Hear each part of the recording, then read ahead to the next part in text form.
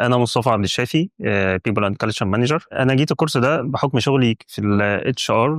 انا بتعامل مع ناس، بتعامل مع البني ادمين، وشايف انه مهم جدا ان انا اقدر افهم عواطفهم ومشاعرهم بشكل احسن وشكل اعمق. ده هيخليني اقدر اديرهم بشكل افضل. في نفس الوقت انا محتاج ان انا افهم ده عن نفسي عشان خاطر اقدر اتحكم في مشاعري بشكل افضل. اعتقد ان الكورس ده هيخلي مهاراتي في كل الوظائف بتاعه الاتش ار، في كل الفانكشن بتاعه الاتش ار هتبقى افضل. تحكمي في مشاعري وانفعالاتي مش هيأثر على قراراتي في الشغل، هقدر افصل ده عن ده بشكل واضح. يعني انا شايف ان هو مهم جدا لكل الناس اللي شغاله في الفيلد بتاع الاتش ار، وكذلك الناس برضو اللي شغاله في السيلز. انا متابع دكتور محمد من فتره كبيره على اللينكد ان، ويمكن دي من الحاجات اللي شجعتني ان انا اجي اخد الكورس ده، لان انا حسيت في طريقه عرضه على لينكد ان، الفيديوهات اللي انا شفتها دي، ان الموضوع مختلف عن اي مكان تاني. خلال الثلاث ايام ما حسيتش خالص ان الموضوع كان قليل زمنيا على الماتيريال اللي احنا خدناها. بالعكس، قدرنا نوصل لكل النقط ونغطيها. بصراحه انا بحب اشكره جدا على المجهود اللي هو بذله معانا. يعني انا حابب اشكر تيم برواكتيف جدا جدا.